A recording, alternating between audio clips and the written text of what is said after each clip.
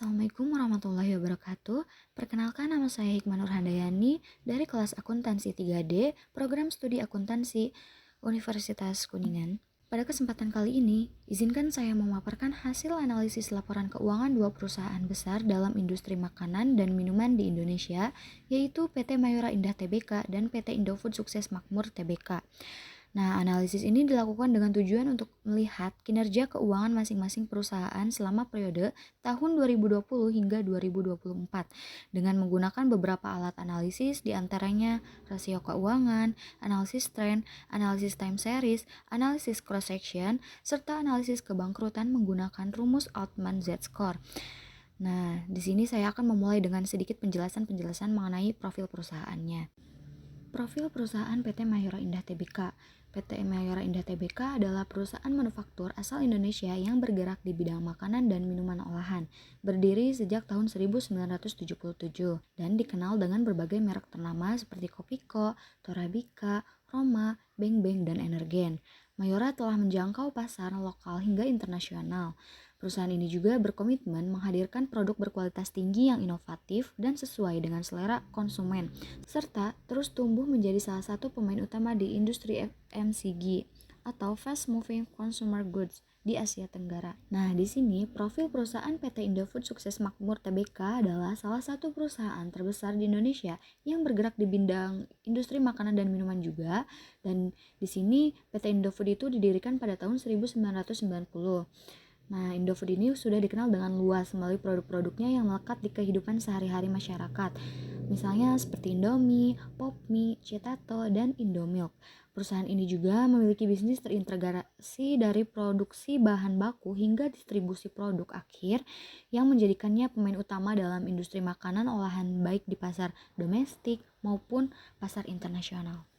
Nah, pada kesempatan kali ini saya akan membahas bagaimana cara menghitung current ratio, debt on equity ratio, return on asset atau ROA, return on equity atau ROE, analisis tren pertumbuhan penjualan dan laba bersih, analisis time series PT Mayora dan PT Indofood, analisis cross section, dan analisis kebangkrutan dengan rumus Z-score. Nah, mari kita mulai pada pembahasan pertama, yaitu bagaimana cara menghitung current ratio, debt on equity ratio, return on asset, return on equity pada perusahaan PT Mayora Indah Tbk dan PT Indofood Sukses Makmur Tbk. Analisis current ratio ini digunakan untuk mengukur likuiditas perusahaan, yaitu dengan seberapa mampu perusahaan dalam memenuhi kewajiban jangka pendeknya. Nah, di sini untuk menghitung current ratio itu menggunakan rumus aktiva lancar dibagi kewajiban lancar. Nah, di sini pada tahun 2020, PT Mayora Indah Tbk menghasilkan aktiva lancar sebesar 12.838.729 dan menghasilkan kewajiban lancar sebesar 3.559.336, kemudian dibagi dan menghasilkan 3,607. Nah, pada tahun 2021, PT Mayora Indah itu menghasilkan 12.965.783 aktiva lancar dan kewajiban lancarnya itu sebesar 5.570.773 yang menghasilkan current ratio 2,328. Nah, pada tahun 2022 PT Mayora Indah menghasilkan aktiva lancar sebesar 14.772.623 dan kewajiban lancar sebesar 5.636.627 dan menghasilkan current ratio 2,621. Pada tahun 2023, PT Mayora Indah menghasilkan aktiva lancar sebesar 14.738.922 dan kewajiban lancar sebesar 14.200 dan menghasilkan current ratio 3,671. Dan pada tahun 2024 PT Mayora Indah menghasilkan aktiva lancar sebesar 19.600.915 dan menghasilkan kewajiban lancar sebesar 7.383.110 dan menghasilkan current ratio itu sebesar 2,655. Nah, bisa dilihat berdasarkan hasil analisis, PT Mayora menunjukkan current ratio yang cukup stabil dengan rata-rata di atas 2 dan pada tahun 2023 bahkan mencapai angka 3,67, namun pada tahun 2024 terjadi sedikit penurunan ke angka 2,65. Selanjutnya yaitu analisis current ratio pada PT Indofood Sukses Makmur Tbk. Nah, di sini pada tahun 2020 PT Indofood menghasilkan aktiva lancar sebesar 20.716.223 dan kewajiban lancar sebesar 9.176.164 dan menghasilkan current ratio sebesar 2,26. Nah, pada tahun 2021 menghasilkan aktiva lancar sebesar 33.997.637 dan menghasilkan kewajiban lancar sebesar 18.896.133 dan menghasilkan current ratio sebesar 1,79. Pada tahun 2022, PT Indofood menghasilkan aktiva lancar 31.070.365 dan menghasilkan kewajiban lancar sebesar 10.033.935 dan menghasilkan analisis current ratio sebesar 3,09. Pada tahun 2023, PT Indofood sukses makmur menghasilkan aktiva lancar sebesar 36.773.465. Pada tahun 2023, PT Indofood Sukses Makmur Tbk menghasilkan aktiva lancar sebesar 36.773.465 dan menghasilkan kewajiban lancar sebesar 10.464.225 dan menghasilkan current ratio sebesar 3,51. Nah, di sini pada tahun 2024 pun PT Indofood Sukses Makmur menghasilkan aktiva lancar 44.667.549 dan menghasilkan kewajiban lancar 10.924.773 dan menghasilkan current ratio sebesar 4,08. Nah, di sini PT Indofood mengalami peningkatan yang signifikan dalam current ratio dari 2,26 pada tahun 2020 menjadi 4,08 di tahun 2024. Nah, ini menunjukkan bahwa likuiditas Indofood itu semakin membaik dan lebih mampu menutup kewajiban jangka pendeknya dibandingkan Mayora. Nah, selanjutnya yaitu analisis debt equity ratio. Nah, di sini DER itu menggambarkan struktur permodalan perusahaan. Jadi, semakin rendah nilai DER, maka semakin sehat kondisi keuangan perusahaan karena menunjukkan ketergantungan yang lebih kecil terhadap utang. Nah, di sini ada analisis debt on equity ratio pada PT Mayora Indah Tbk. Nah, di sini tuh rumus DER-nya itu total liabilitas dibagi total ekuitas. Nah, dapat dilihat PT Mayora ini memiliki DER yang cukup fluktuatif, dimulai dari 2,607 di tahun 2020, turun menjadi 1,328 di 2021, dan naik turun kembali hingga mencapai 1,655 di tahun 2024. Kemudian yaitu analisis debt on equity ratio pada PT Indofood Sukses Makmur Tbk. Nah, di sini dapat dilihat PT Indofood Sukses Makmur ini memiliki DER yang relatif stabil dan lebih rendah, yaitu 1,05 di tahun 2020 dan terus menurun hingga 0,88 di tahun 2024. Artinya, secara struktur modal, PT Indofood Sukses Makmur ini memiliki tingkat resiko keuangan yang lebih rendah dibandingkan PT Mayora Tbk. Nah, yang selanjutnya yaitu analisis return on asset. Di sini untuk menghitung ROA yaitu laba bersih dibagi total aset dikali 100%. Nah, ROA itu untuk mengukur efektivitas perusahaan dalam menghasilkan laba dari aset yang dimilikinya. Nah, di sini dapat dilihat PT Mayora Indah Tbk itu menunjukkan performa yang cukup baik dengan ROA tertinggi pada tahun 2023 dengan sebesar 13,6%, meskipun turun di tahun 2024 menjadi 10,32%. Nah, sementara itu untuk ROA Indofood lebih stabil namun berada pada kisaran yang lebih rendah, yakni antara 6,69% hingga 7,6%. Hal ini menandakan bahwa Mayora lebih efisien dalam mengelola asetnya untuk menghasilkan laba. Nah, selanjutnya yaitu analisis return on equity atau ROE. ROE mencerminkan kemampuan perusahaan dalam menghasilkan keuntungan bagi pemegang sahamnya. Di sini rumus ROE yaitu laba bersih dibagi total ekuitas dikali 100%. Nah, bisa dilihat pada ROE PT Mayora Indah Tbk menghasilkan ROE tertinggi 21,2% pada tahun 2023 meskipun turun menjadi 18% di 2024. Nah, artinya Indofood mencatat ROE yang lebih stabil dengan kisaran 13-14%. Dengan demikian, Mayora dinilai lebih agresif dalam menciptakan nilai bagi pemegang saham dibandingkan Indofood. Analisis selanjutnya yaitu analisis tren yang dilakukan terhadap penjualan bersih dan laba bersih masing-masing perusahaan. Nah, di sini untuk tren penjualan bersih PT Mayora Indah Tbk dapat dilihat dalam tabel. Dari analisis tren di samping itu, PT Mayora Indah Tbk dari tahun ke tahun penjualan bersih yang dihasilkannya itu terus meningkat, yang berarti PT Mayora dalam memaksimalkan penjualan bersihnya sudah efektif dan efisien. Nah, sementara untuk tren penjualan bersih PT Indofood Sukses Makmur Tbk dari tahun 2020 hingga 2024, melihat dari tabel dari tahun 2020 sampai ke tahun 2024 itu penjualan bersih yang dihasilkannya itu terus menurun. Yang berarti PT Mayora dalam memaksimalkan penjualan bersihnya itu tidak efektif dan efisien. Nah, di sini untuk tren laba bersih PT Mayora Indah Tbk pada tahun 2020 sampai 2024 dapat dilihat dari analisis tren di samping. PT Mayora Indah Tbk itu dari tahun ke tahun laba bersih yang dihasilkannya itu fluktuatif. PT Mayora pada tahun 2021 ke tahun 2023 itu mengalami kenaikan penjualan, namun dari tahun 2023 sampai ke 2024 mengalami penurunan, yang berarti PT Mayora Indah itu dalam menghasilkan laba bersihnya kurang maksimal atau kurang efektif. Nah, untuk tren laba bersih PT Indofood Sukses Makmur pada tahun 2020 sampai 2024 bisa dilihat dari analisis tren di samping itu. PT Indofood Tbk dari tahun ke tahun laba bersih yang dihasilkannya itu fluktuatif.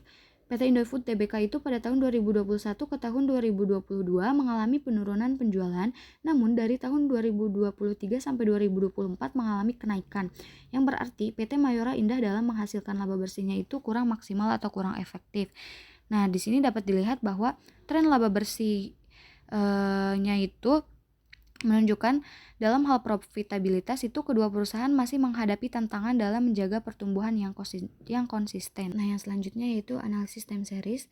Di sini saya akan memaparkan hasil analisis time series terhadap rasio keuangan masing-masing perusahaan yang terdiri dari current ratio, debt to equity ratio, return on asset, dan return on equity selama periode tahun 2020 hingga tahun 2024. Nah, di sini yang pertama analisis time series current ratio. Pada current ratio, PT Mayora Indah Tbk menunjukkan tren yang cukup stabil namun cenderung fluktuatif. Pada tahun 2020, current ratio berada di angka 3,67 atau dibulatkan menjadi 3,61, kemudian menurun menjadi 2,33 pada tahun 2021. Penurunan ini mengindikasikan adanya peningkatan kewajiban lancar tanpa diimbangi kenaikan aktiva lancar yang sepadan. Namun, pada tahun 2022 dan 2023 rasio ini kembali meningkat masing-masing menjadi 2,621 dan 3,671 yang menunjukkan perbaikan likuiditas perusahaan. Sayangnya, pada tahun 2024 kembali terjadi penurunan ke 2,655 meskipun angka ini masih tergolong sehat. Nah, sementara itu untuk current ratio pada PT Indofood Sukses Makmur Tbk dapat dilihat PT Indofood Sukses Makmur Tbk ini menunjukkan tren kenaikan yang konsisten dan signifikan selama 5 tahun terakhir. Dari 2,26 di tahun 2020, current ratio Indofood meningkat menjadi 4,06 di tahun 2024. Hal ini mencerminkan peningkatan kemampuan perusahaan dalam memenuhi kewajiban jangka pendek serta mengindikasikan manajemen kas dan aset lancar yang efisien. Kenaikan ini juga menunjukkan adanya penguatan posisi likuiditas perusahaan dari tahun ke tahun. Nah, selanjutnya yaitu analisis time series debt on equity ratio pada tahun 2020 sampai 2024. Dari sisi struktur modal, analisis debt to equity ratio PT Mayora Indah Tbk ini memperlihatkan pola yang cukup berfluktuasi. Pada tahun 2020, DER perusahaan PT Mayora cukup tinggi yakni sebesar 2,61, mencerminkan tingginya ketergantungan perusahaan terhadap utang dalam pendanaan. Kemudian rasio ini menurun drastis ke 1,33 di tahun 2021, namun kembali meningkat menjadi 1,62 di tahun 2022. Di tahun 2023 juga terjadi lonjakan tajam menjadi ke 2,67, lalu menurun kembali ke 1,65 pada tahun 2024. Pola fluktuatif ini menunjukkan bahwa perusahaan belum memiliki struktur pendanaan yang konsisten dan masih bergantung pada kondisi operasional atau kebijakan pendanaan tertentu dari tahun ke tahun. Nah, untuk PT Indofood Sukses Makmur Tbk dapat dilihat memperlihatkan tren DER yang cenderung menurun secara stabil dimulai dari 1,5 di tahun 2020. Rasio ini meningkat sedikit menjadi 1,16 pada tahun 2021, kemudian menurun secara signifikan ke 0,92 di tahun 2023 dan 0,88 pada tahun 2024. Nah, tren penurunan ini mencerminkan PT Indofood Sukses Makmur Tbk berusaha mengurangi ketergantungan terhadap utang dan lebih memperkuat pendanaan melalui ekuitas. Hal ini menandakan struktur keuangan perusahaan semakin sehat dan risiko keuangannya kecil. Nah, selanjutnya yaitu analisis terhadap return on asset pada tahun 2020 sampai 2024. Nah, di sini ROA itu menunjukkan bagaimana efisiensi perusahaan dalam menggunakan aset untuk menghasilkan keuntungannya. Di sini PT Mayora Indah Tbk menunjukkan performa ROA yang cukup variatif. Pada tahun 2020, ROA tercatat sebesar 10,60%, lalu menurun menjadi 6,08% pada tahun 2021. Meski demikian, rasio ini meningkat kembali di tahun 2022 sebesar 8,84%, kemudian mencapai titik tertinggi di 13,59% pada tahun 2023, sebelum akhirnya menurun juga ke 10,32% pada tahun 2024. Nah, fluktuasi ini menggambarkan bahwa meskipun ada peningkatan profitabilitas di tengah periode, perusahaan belum sepenuhnya konsisten dalam memaksimalkan aset yang dimiliki untuk mencetak laba. Nah, untuk PT Indofood Sukses Makmur Tbk, di sini dapat dilihat memiliki tren ROA yang relatif stabil, namun berada di bawah PT Mayora. Nah, pada tahun 2020 ROA sebesar 7,16%, kemudian pada tahun 2021 sedikit menurun ke 6,69%, kemudian mengalami peningkatan kembali pada tahun 2022 dan mengalami penurunan stabil di angka 6,69% pada tahun 2023 sampai 2024. Konsistensi ini menunjukkan bahwa PT Indofood Sukses Makmur Tbk memiliki efisiensi penggunaan aset yang cukup terjaga, meskipun ruang peningkatan laba terhadap total aset masih bisa dioptimalkan. Nah, selanjutnya yaitu analisis time series return on equity atau ROE pada tahun 2020 sampai 2024. ROE ini menunjukkan seberapa besar laba yang dihasilkan dari modal pemegang saham. Nah, di sini ROE PT Mayora Indah Tbk mengalami fluktuasi yang cukup signifikan. Pada tahun 2020, ROE tercatat sebesar 18,61%, lalu turun ke 10,66% di tahun 2021. Rasio ini kembali naik ke 15,35% di tahun 2022 dan mengalami lonjakan di tahun 2023 menjadi 21,23%. Dan pada tahun 2024 mengalami penurunan sebesar 17,94%. Nah, fluktuasi yang besar ini menandakan bahwa profitabilitas terhadap ekuitas belum stabil, namun secara umum berada dalam kisaran yang cukup baik dan mencerminkan kemampuan Mayora dalam memberikan pengembalian pada pemegang saham. Nah, sementara itu PT Indofood Sukses Makmur Tbk ini menunjukkan tren ROE yang lebih stabil dari tahun ke tahun. Di tahun 2020, ROE tercatat 14,74%. Kemudian sedikit menurun ke 14,43% pada tahun 2021. Pada tahun 2022, rasio ini turun ke 9,90%, namun kembali meningkat menjadi 13,63% di tahun 2023 dan mengalami penurunan pada tahun 2024 sebesar 13,14%. Meskipun PT Indofood Sukses Makmur Tbk ini tidak mencatatkan angka setinggi Mayora, kestabilan ROE ini menunjukkan bahwa perusahaan mampu menjaga profitabilitasnya dan memberikan return yang konsisten terhadap pemegang saham. Nah, selanjutnya yaitu analisis cross section.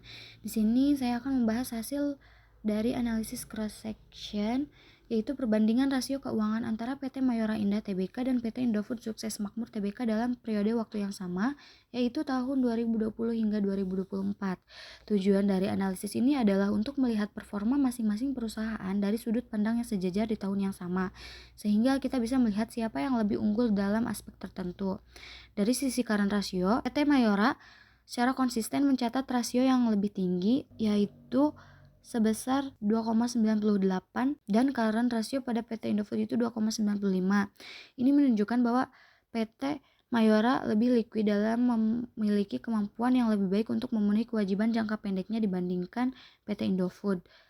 Untuk debt on equity ratio, PT Mayora juga menunjukkan struktur permodalan yang lebih sehat. Dari PT Mayora sebesar 1,98 dan untuk dari PT Indofood sebesar 1, dan dapat dilihat bahwa dari sisi stabilitas keuangan dan resiko, PT Mayora ini berada pada posisi yang lebih aman. ROA dan ROE juga PT Mayora ini lebih unggul, yaitu sebesar 9,89% dan 16,76% dibandingkan PT Indofood yang bisa kita lihat bahwa ROA dan ROE-nya itu sebesar 6,58% dan 13,18%. Ini menunjukkan bahwa Mayora lebih efisien dalam memanfaatkan aset maupun modal pemegang saham untuk menghasilkan keuntungan. Nah, selanjutnya saya akan membahas analisis Z-score yang digunakan untuk menilai tingkat kesehatan keuangan dan potensi kebangkrutan suatu perusahaan.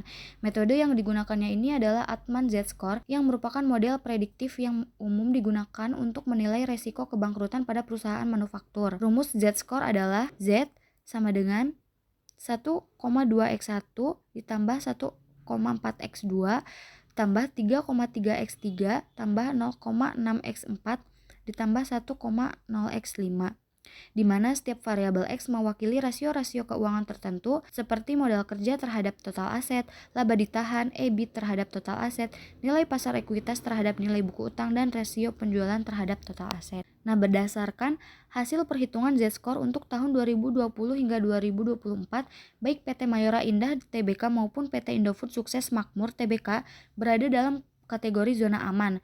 Hal ini berarti kedua perusahaan memiliki kondisi keuangan yang sehat dan tidak menunjukkan indikasi kebangkrutan dalam waktu dekat.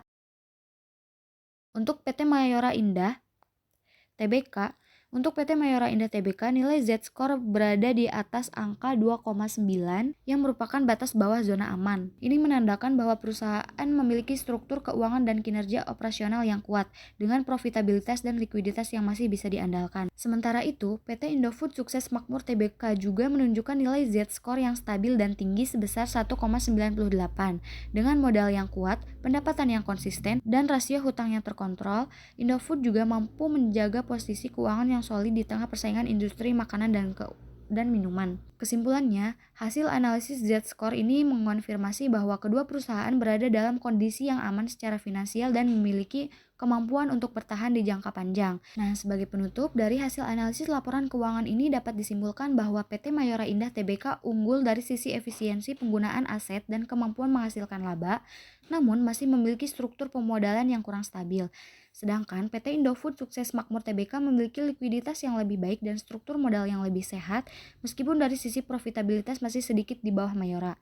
Keduanya tetap merupakan perusahaan yang kuat dan kompetitif dalam industri makanan dan minuman di Indonesia. Sekian pemaparan analisis laporan keuangan dari saya. Terima kasih atas perhatiannya.